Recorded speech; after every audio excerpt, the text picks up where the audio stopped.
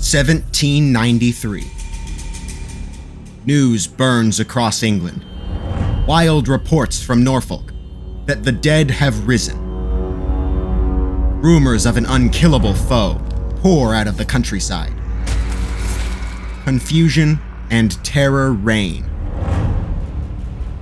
On the 14th of May, a regiment of royal troops, bound for the war in the Netherlands, are diverted to Stowlham, where the panic burns hottest.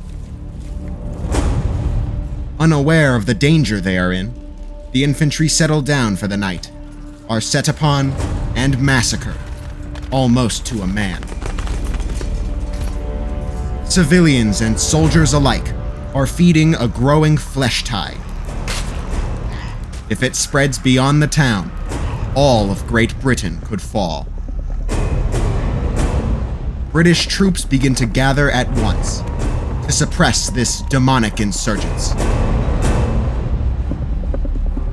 Outside Stowlham, an advanced guard camps a few miles away, planning to drive out what they believe are French forces, torching the city. They are saved from disaster when a reconnaissance force, led by Sergeant Alan Wilkes, returns with news of the dead. They are unlike any foe yet faced. Physical harm has little effect. Fatal wounds are merely shrugged off.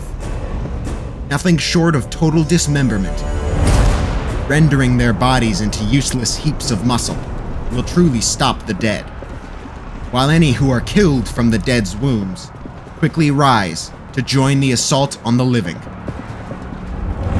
Yet despite their strengths, the patrol identified one weakness. Though the corpses are immortal, they lack the ability to think, often tumbling into whatever lay in their path, and falling over one another in their pursuits. If a battlefield can be fortified well enough, perhaps the dead can be overcome. The army immediately sets to work to prepare a killing field. They will lure out the dead, batch by batch, and destroy them in detail, under a hail of iron and lead. Over the next few days, the army clears an open patch of ground for battle, just a few miles from Stowlham. Trenches are dug, redoubts are formed, gun positions raised. The field becomes a veritable fortress. Multiple lines of high fortifications, deep trenches to trap ill-coordinated attacks, all garrisoned by 5,762 men, and led by Lord Tomlinson. It is a patchwork force made up of regulars, local militias, volunteers, and even the crews of some smaller ships. All determined to see the dead are returned to their graves. The day before battle begins, the army gets its first taste of their terrible foe.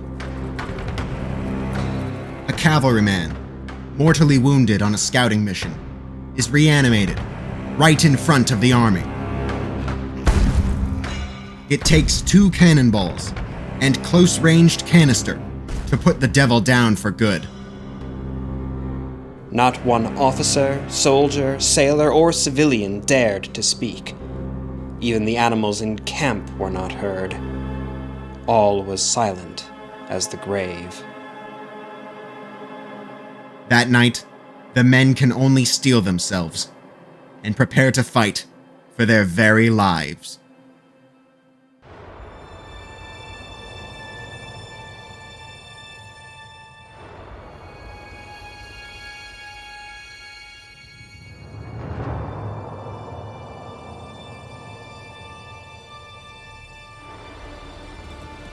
On the 20th of May, a reconnaissance in force rides towards Stowlham to lure the dead in.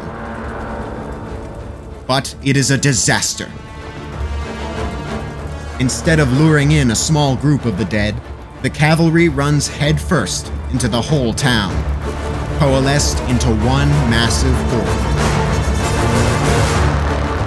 In a panic, the horsemen flee back to the lines, leading nearly 6,000 dead straight into the army. The long guns, situated atop the redoubts, are the first to fire. They send round shot crashing through the densely packed flesh tide. Outer fortifications, manned by light infantry units, are quickly overrun. As the horde begins breaking through the outer layer, the whole line begins to open a hail of lead and iron. But as the zombies begin to pour over the outer works en masse, a clear problem is developing. The cavalry, in their dash back to the lines, have brought the dead in at an angle to the fortifications. This means the right flank, a bit under 2,000 strong, will need to contend with more than half the undead horde. The dead begin to fall into large pits, dug in front of the line. For a moment, it seems like the horde may be stopped, or it even reaches the men. But there are too many. Pit after pit is filled with the unrelenting horde. Until finally, the dead clamber over their own writhing corpses and reach the main line. It is now up to the men to stem the tide or be swallowed up by the storm. Infantry take positions atop the fortifications and pour a devastating, close-ranged fire into the attack. A bloody scene develops along the line as desperate fighting breaks out. Pikes, clubs, and bayonets bash and stab at the flesh tide. Close-ranged canister wipes out dozens of corpses at a time. But as the battle rages on, more and more dead clamber over the abatis and fill the trench. Men start to slip, falling into the tearing mass below. The line begins to thin. On the left flank, the dead break through along the road. Grenadiers are committed to stem the tide. Wave after wave of dead are cut down as heavy infantry charge into the breach, joined by civilians and pioneers, armed with axes, spades, and any tool they can get their hands on. Despite the unrelenting attack, the British throw back the dead and restabilize the line. But while the left holds steady, the right is barely clinging to its position. Shallow, poorly dug ditches mean the dead's numbers are far higher on reaching the abatis. When zombies start to break open the line, reserves are committed. But they are too slow to join the battle, and are too late to stop the flesh tide from pouring through. In a single moment, the line breaks. The devils surge forward. Men flee in all directions. The ramparts are abandoned. Only a motley force of survivors cling on, forming a desperate last stand atop an artillery redoubt. It seems that if things continue to deteriorate, the whole army is destined to suffer a catastrophic defeat.